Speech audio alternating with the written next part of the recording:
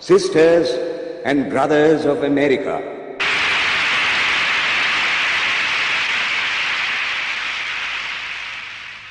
it fills my heart with joy unspeakable to rise in response to the warm and cordial welcome which you have given us. I thank you in the name of the most ancient order of monks in the world. I thank you in the name of the mother of religions. And I thank you in the name of the millions and millions of Hindu people of all classes and sects. My thanks also to some of the speakers on this platform who, referring to the delegates from the Orient, have told you that these men from far-off nations may well claim the honor of bearing to different lands the idea of toleration. I am proud to belong to a religion which has taught the world both tolerance and universal acceptance. We believe not only in universal toleration, but we accept all religions as true. I am proud to belong to a nation which has sheltered the persecuted and the refugees of all religions and all nations of the earth. I am proud to tell you that we have gathered in our bosom the purest remnant of the Israelites who came to southern India and took refuge with us in the very year in which their holy temple was shattered to pieces by Roman tyranny. I am proud to belong to the religion which has sheltered and is still fostering the remnant of the grand Zoroastrian nation. I will quote to you, brethren, a few lines from a hymn which I remember to have repeated from my earliest boyhood, which is every day repeated by millions of human beings. As the different streams, having their sources in different places, all mingle their water in the sea, so, O Lord, the different paths which men take through different tendencies, various though they appear, crooked or straight, all lead to Thee. The present convention, which is one of the most august assemblies ever held, is in itself a vindication, a declaration to the world of the wonderful doctrine preached in the Gita. Whosoever comes to me, through whatsoever form, I reach him. All men are struggling through paths which in the end lead to me. Sectarianism, bigotry, and its horrible descendant, fanaticism, have long possessed this beautiful earth. They have filled the earth with violence, drenched it often and often with human blood, destroyed civilization, and sent whole nations to despair. Had it not been for these horrible demons, human society would be far more advanced than it is now. But their time is come, and I fervently hope that the bell that tolled this morning in honor of this convention may be the death knell of all fanaticism, of all persecutions with the sword or with the pen, and of all uncharitable feelings between persons wending their way to the same goal.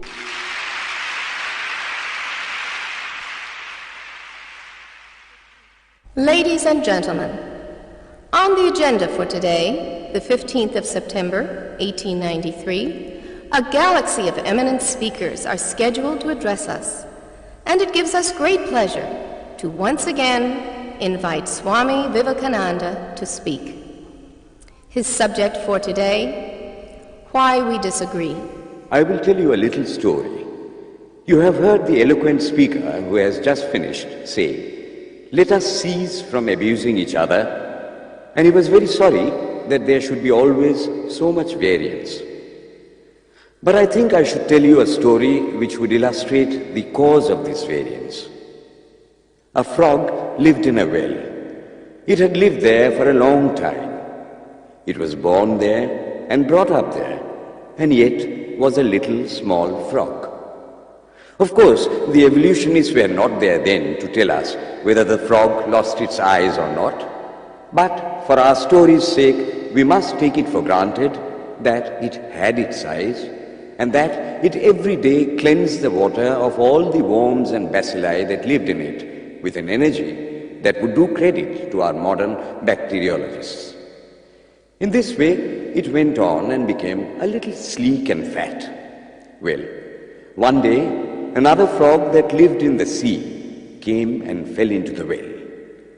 "Where are you from?" "I am from the sea." "The sea? How big is that? Is it as big as my well?" And he took a leap from one side of the well to the other. "My friend," said the frog of the sea, "how do you compare the sea with your little well?" Then the frog took another leap and asked, "Is your sea so big?" "What nonsense you speak, to compare the sea with your well." "Well then," said the frog of the well, "nothing can be bigger than my well. There can be nothing bigger than this. This fellow is a liar, so turn him out." That has been the difficulty all the while. I am a Hindu. I am sitting in my own little well and thinking that the whole world is my little well. The Christian sits in his little well and thinks the whole world is his well. The Mohammedan sits in his little well and thinks that is the whole world.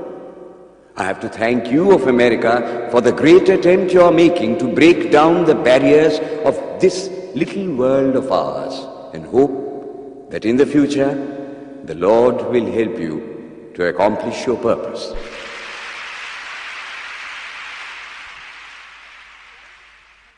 Delegates and friends, today, the 19th of September, 1893, is the 9th day of the World's Parliament of Religions. We have had the privilege of listening to many distinguished speakers from the world over address us on a variety of subjects. The time is at hand to now listen to the great monk from India, Swami Vivekananda, read his paper on Hinduism. Ladies and gentlemen, Swami Vivekananda.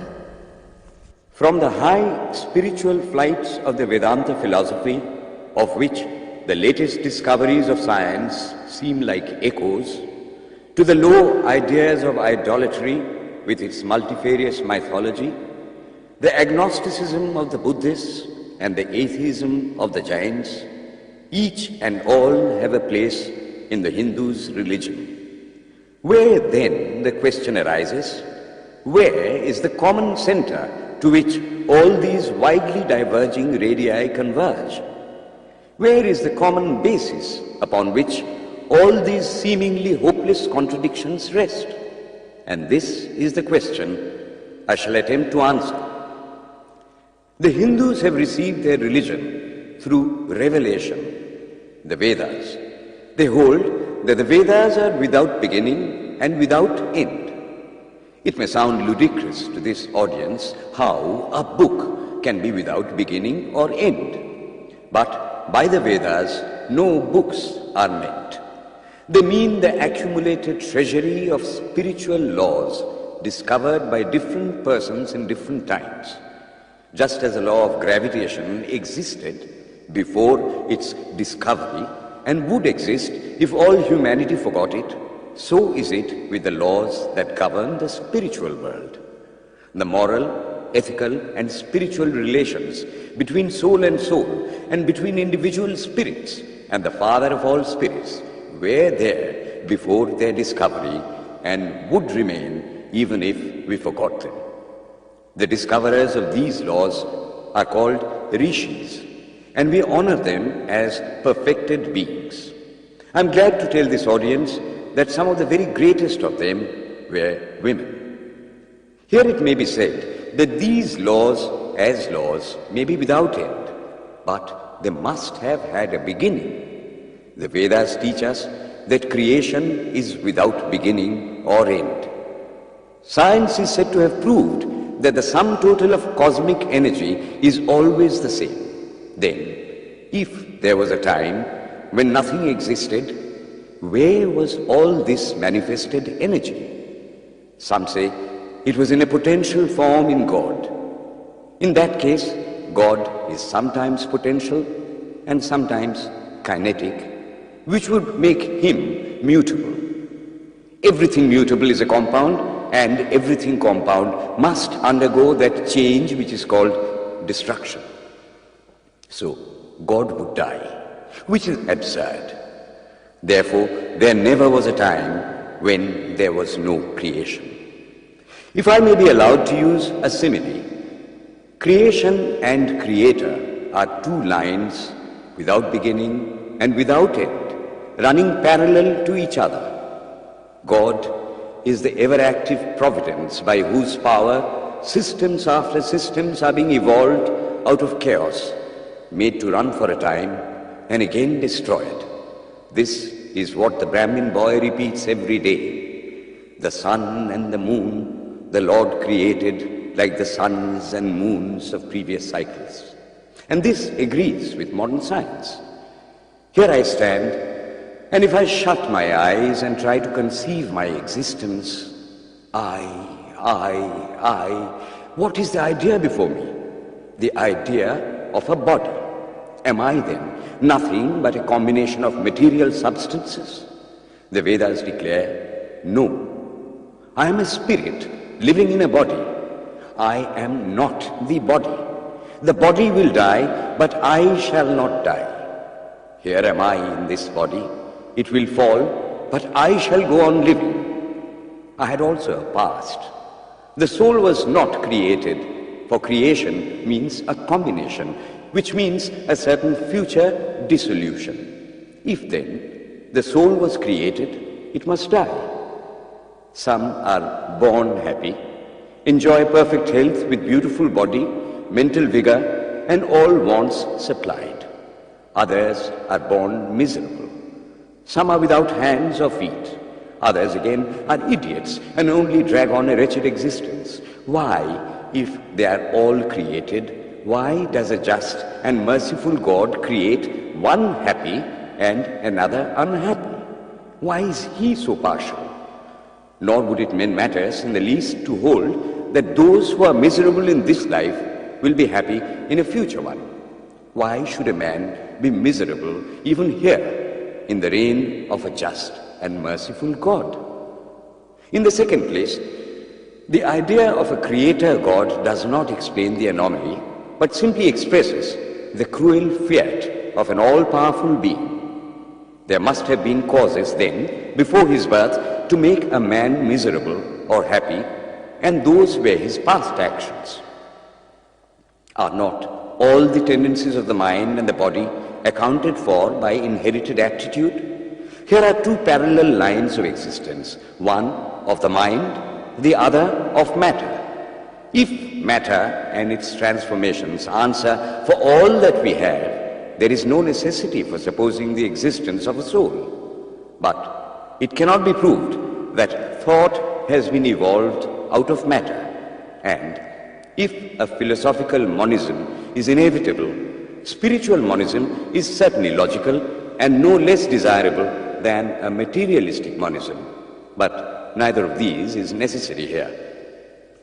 We cannot deny that bodies acquire certain tendencies from heredity. But those tendencies only mean the physical configuration through which a peculiar mind alone can act in a peculiar way. There are other tendencies peculiar to a soul caused by his past actions.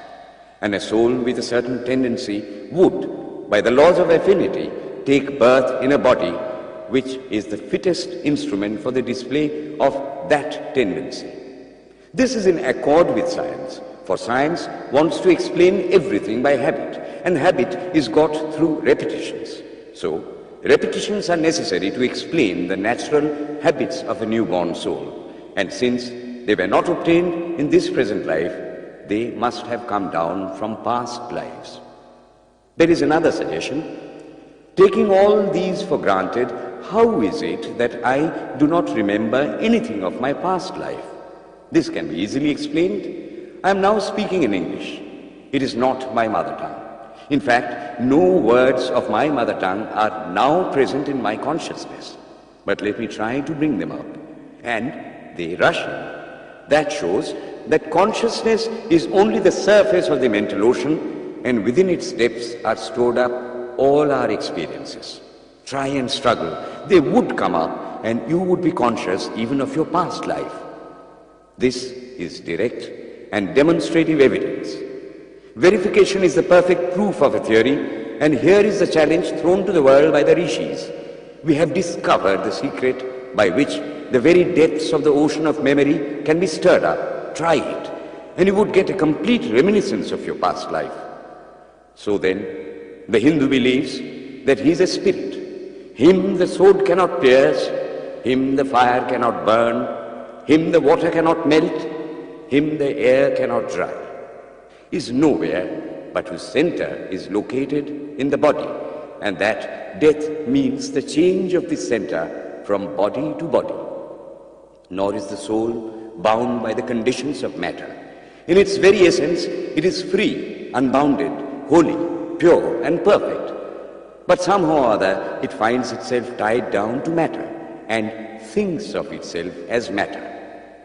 Why should the free, perfect and pure being be thus under the thraldom of matter, is the next question. How can the perfect soul be deluded into the belief that it is imperfect? We have been told that the Hindus shirk the question and say that no such question can be there. Some thinkers want to answer it by positing one or more quasi-perfect beings and use big scientific names to fill up the gap. But naming is not explaining. The question remains the same. How can the perfect become the quasi-perfect? How can the pure, the absolute, change even a microscopic particle of its nature? But the Hindu is sincere.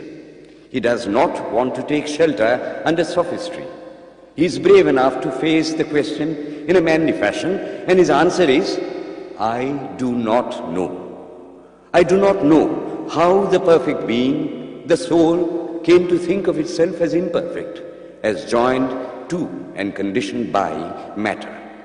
But the fact is a fact for all that. It is a fact in everybody's consciousness that one thinks of oneself as the body.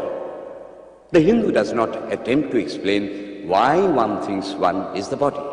The answer, that it is the will of God, is no explanation. This is nothing more than what the Hindu says, I do not know. Well then, the human soul is eternal and immortal, perfect and infinite, and death means only a change of center from one body to another.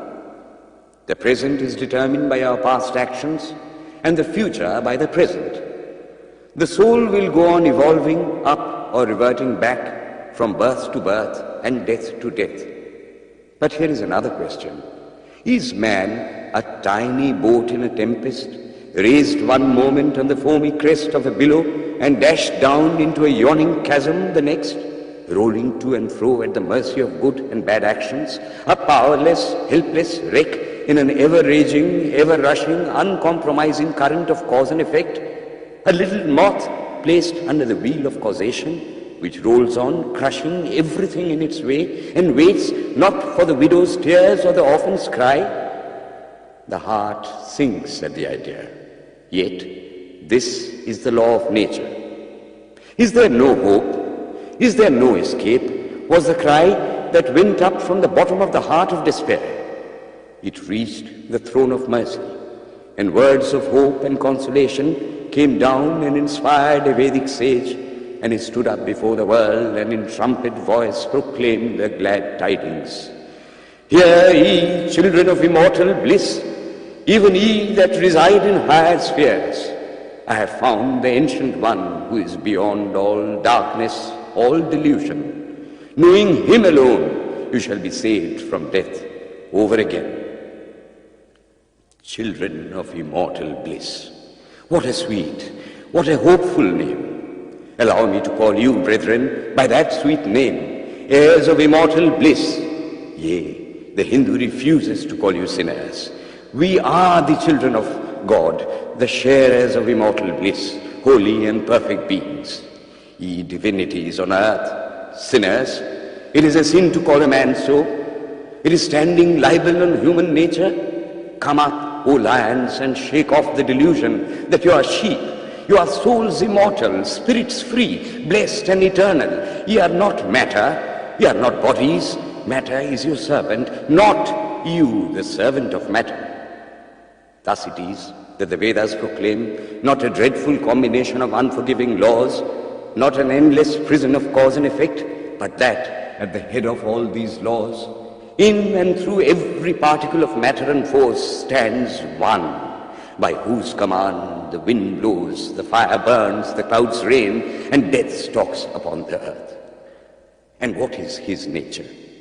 He is everywhere, the pure and formless one, the Almighty and the All-Merciful. Thou art our Father, thou art our Mother, thou art our beloved friend, thou art the source of all strength, give us strength. Thou art he that beareth the burdens of the universe. Help me bear the little burden of this life. Thus sang the rishis of the Vedas. And how to worship him? Through love. He is to be worshipped as the one beloved, dearer than everything in this and the next life. This is the doctrine of love declared in the Vedas, and let us see how it is fully developed and taught by Krishna, whom the Hindus believe to have been God incarnate on earth. He taught that a man ought to live in this world like a lotus leaf, which grows in water but is never moistened by water. So a man ought to live in the world, his heart to God and his hands to work. It is good to love God for hope of reward in this or the next world, but it is better to love God for love's sake. And the prayer goes, Lord, I do not want wealth, nor children, nor learning. If it be thy will, I shall go from birth to birth. But grant me this, that I may love thee without the hope of reward. Love unselfishly for love's sake. One of the disciples of Krishna, the then Emperor of India, was driven from his kingdom by his enemies and had to take shelter with his queen in a forest in the Himalayas. And there, one day, the queen asked him how it was that he, the most virtuous of men, should suffer so much misery. Yudhishthira answered, Behold, my queen, the Himalayas. How grand and beautiful they are. I love them. They do not give me anything, but my nature is to love the grand, the beautiful. Therefore, I love them. Similarly, I love the Lord. He is the source of all beauty, of all sublimity. He is the only object to be loved. My nature is to love him, and therefore I love. I do not pray for anything. I do not ask for anything. Let him place me wherever he likes. I must love him for love's sake. I cannot trade in love. The Vedas teach that the soul is divine, only held in the bondage of matter. Perfection will be reached when this bond will burst, and the word they use for it is, therefore, mukti, freedom. Freedom from the bonds of imperfection, freedom from death and misery. And this bondage can only fall off through the mercy of God, and this mercy comes on the pure. So, purity is the condition of his mercy. How does that mercy act? He reveals himself to the pure heart. The pure and the stainless see God, yea, even in this life. Then and then only, all the crookedness of the heart is made straight. Then all doubt ceases. He is no more the freak of a terrible law of causation. This is the very center, the very vital conception of Hinduism. The Hindu does not want to live upon words and theories. If there are existences beyond the ordinary sensuous existence, he wants to come face to face with them. If there is a soul in him which is not matter, if there is an all-merciful universal soul, he will go to him direct. He must see him, and that alone can destroy all doubts. So, the best proof a Hindu sage gives about the soul, about God, is, I have seen the soul, I have seen God. And that is the only condition of perfection. The Hindu religion does not consist in struggles and attempts to believe a certain doctrine or dogma, but in realizing, not in believing, but in being and becoming. Thus, the whole object of their system is by constant struggle to become perfect, to become divine, to reach God and see God. And this reaching God, seeing God, becoming perfect, even as the Father in heaven is perfect, constitutes the religion of the Hindus. And what becomes of a man when he attains perfection? He lives a life of bliss infinite. He enjoys infinite and perfect bliss, having obtained the only thing in which man ought to have pleasure, namely God, and enjoys the bliss with God. So far, all the Hindus are agreed. This is the common religion of all the sects of India. But then, perfection is absolute, and the absolute cannot be two or three. It cannot have any qualities. It cannot be an individual. And so, when a soul becomes perfect and absolute, it must become one with Brahma, and it would only realize the Lord as the perfection, the reality of its own nature and existence, the existence absolute, knowledge absolute, and bliss absolute. We have often and often read this called the losing of individuality and becoming a stock or a stone. He jests at scars that never felt a wound. I tell you, it is nothing of the kind. If it is happiness to enjoy the consciousness of this small body, it must be greater happiness to enjoy the consciousness of two bodies, the measure of happiness increasing with the consciousness of an increasing number of bodies, the aim, the ultimate of happiness being reached when it would become a universal consciousness. Therefore, to gain this infinite universal individuality, this miserable little prison individuality must go. Then alone can death cease when I am one with life. Then alone can misery cease when I am one with happiness itself. Then alone can all error cease when I am one with knowledge itself. And this is the necessary scientific conclusion. Science has proved to me that physical individuality is a delusion, that really my body is one little continuously changing body in an unbroken ocean of matter, and Advaita or unity is the necessary conclusion with my other counterpart, soul. Science is nothing but the finding of unity. As soon as science would reach perfect unity, it would stop from further progress because it would reach the goal.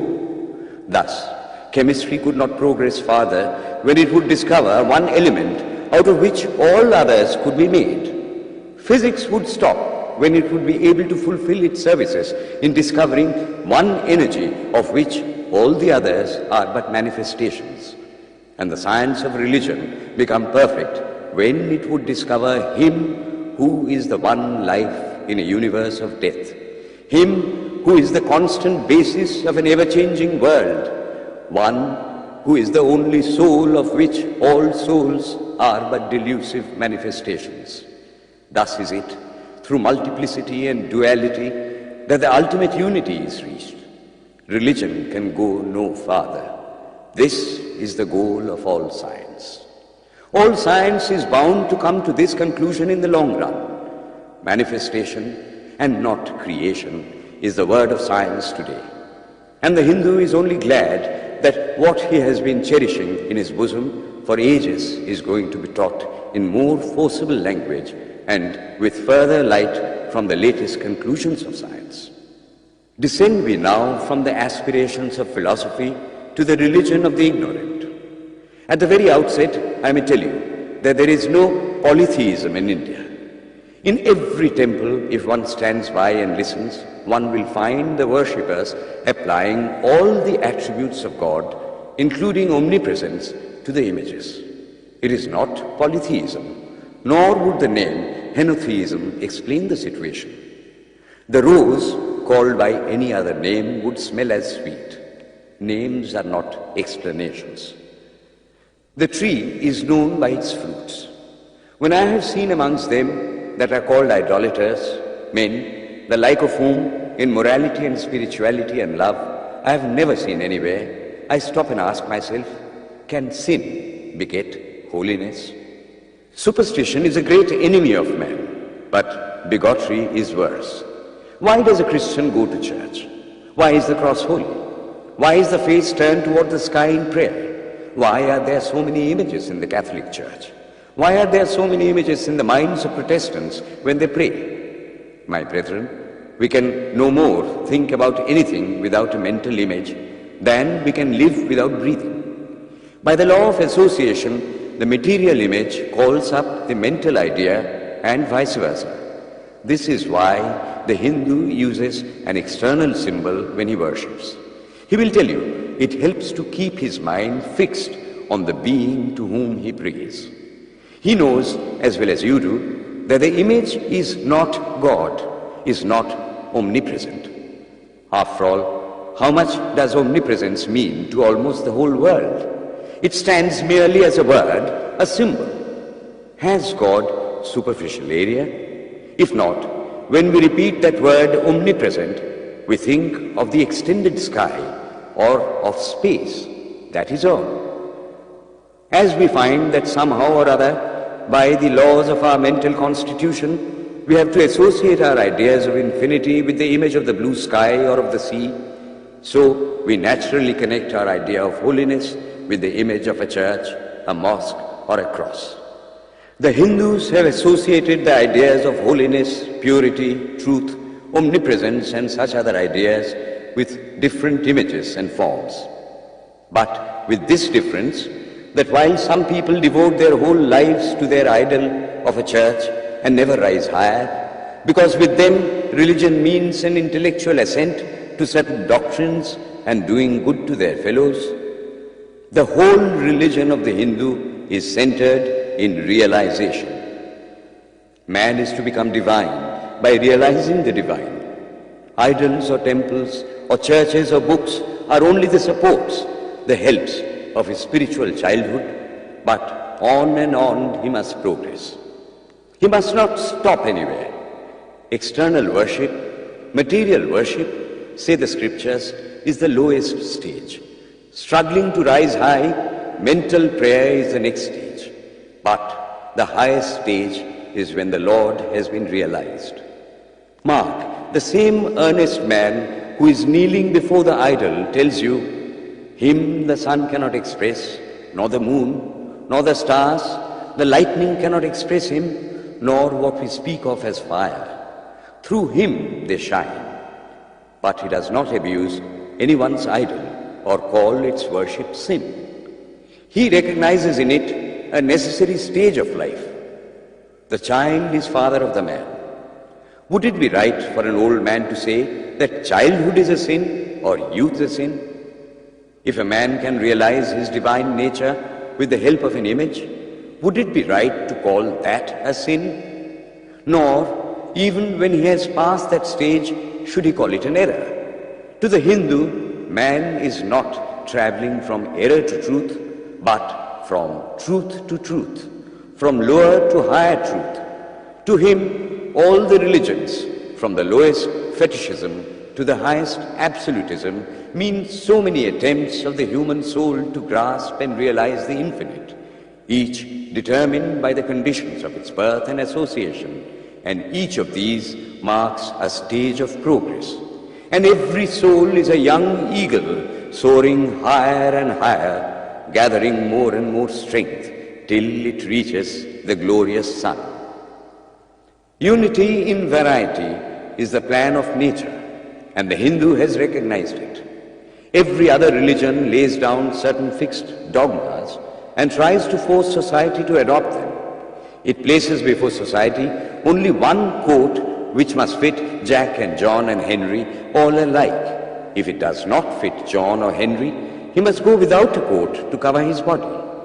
The Hindus have discovered that the absolute can only be realized or thought of or stated through the relative, and the images, crosses and crescents are simply so many symbols, so many pegs to hang spiritual ideas on. It is not that this help is necessary for everyone, but those that do not need it have no right to say that it is wrong, nor is it compulsory in Hinduism. One thing I must tell you, idolatry in India does not mean anything horrible. It is not the mother of harlots. On the other hand, it is the attempt of undeveloped minds to grasp high spiritual truths. The Hindus have their faults, they sometimes have their exceptions, but mark this, they are always for punishing their own bodies and never for cutting the throats of their neighbors. If the Hindu fanatic burns himself on the pyre, he never lights the fire of inquisition. And even this cannot be laid at the door of his religion any more than the burning of witches can be laid at the door of Christianity. To the Hindu, then, the whole world of religions is only a traveling, a coming up of different men and women through various conditions and circumstances to the same goal. Every religion is only evolving a God out of the material man, and the same God is the inspirer of all of them. Why then are there so many contradictions? They are only apparent, says the Hindu. The contradictions come from the same truth, adapting itself to the varying circumstances of different natures. It is the same light coming through glasses of different colors, and these little variations are necessary for purposes of adaptation. But in the heart of everything, the same truth reigns. The Lord has declared to the Hindu in his incarnation as Krishna, I am in every religion as a thread through a string of pearls. Wherever thou seest extraordinary holiness and extraordinary power raising and purifying humanity, know thou that I am there. And what has been the result? I challenge the world to find throughout the whole system of Sanskrit philosophy any such expression as that the Hindu alone will be saved and not others.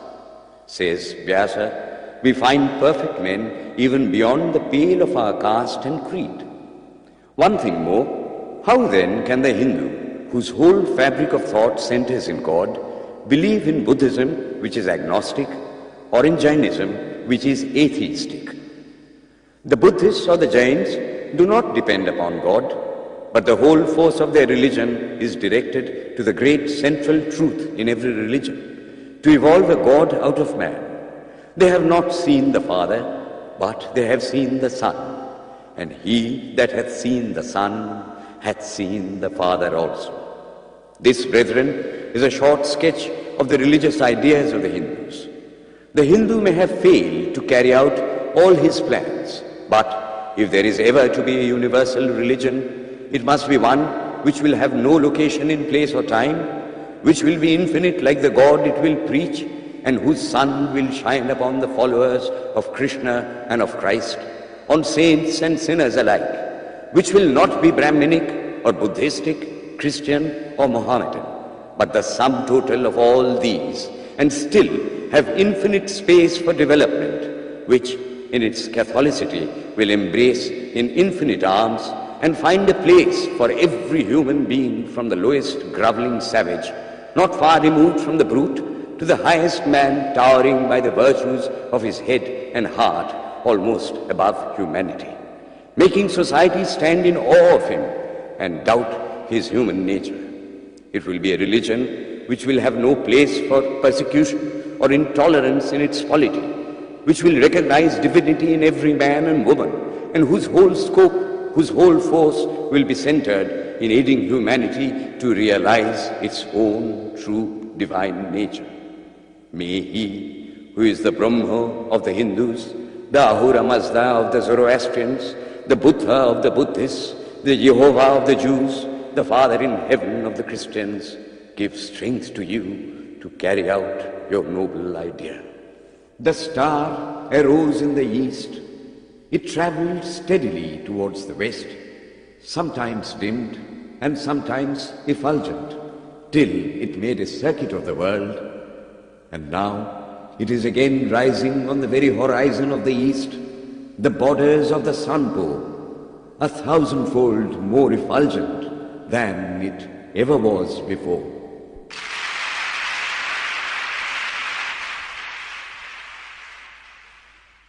Today, the 26th of September, 1893, is the penultimate day of this Parliament of Religions at Chicago. We have listened to engrossing discourses on the religions and theologies of the participating countries in these past 2 weeks. In continuing the series, Swami Vivekananda will now speak on Buddhism, the fulfillment of Hinduism. The religion of the Hindus is divided into two parts, the ceremonial and the spiritual. The spiritual portion is specially studied by the monks. In that, there is no caste. A man from the highest caste and a man from the lowest may become a monk in India, and the two castes become equal. In religion, there is no caste. Caste is simply a social institution. When Buddha was teaching, Sanskrit was no more the spoken language in India. It was then only in the books of the learned. Some of Buddha's Brahmin disciples wanted to translate his teachings into Sanskrit, but he distinctly told them, "I am for the poor, for the people.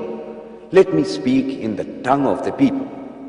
And so, to this day, the great bulk of his teachings are in the vernacular of that day in India.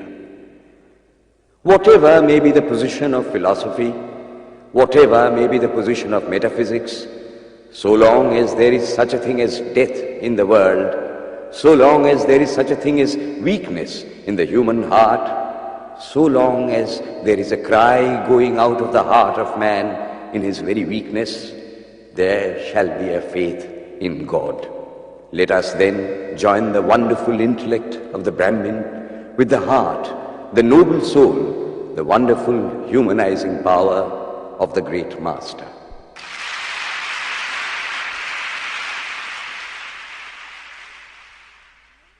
Ladies and gentlemen, in a short while from now, the World's Parliament of Religions at Chicago will come to a close.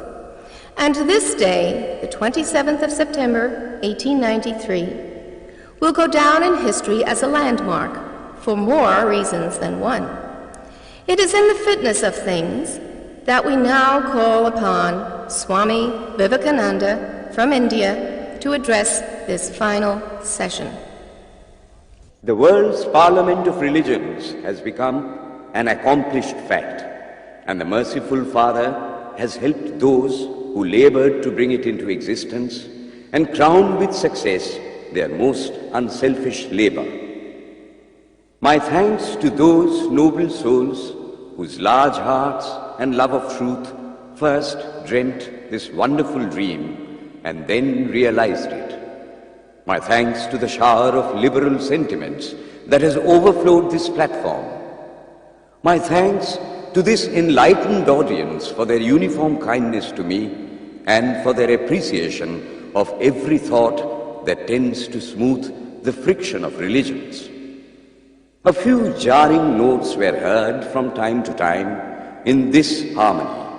My special thanks to them, for they have, by their striking contrast, made the general harmony the sweeter. Much has been said of the common ground of religious unity. I am not going just now to venture my own theory, but if anyone here hopes that this unity will come by the triumph of any one of the religions and the destruction of the others, to him I say, brother, yours is an impossible hope. Do I wish that the Christian would become Hindu? God forbid. Do I wish that the Hindu or Buddhist would become Christian? God forbid. The seed is put in the ground, and earth and air and water are placed around it. Does the seed become the earth or the air or the water? No, it becomes a plant. It develops after the law of its own growth, assimilates the air, the earth, and the water, converts them into plant substance, and grows into a plant.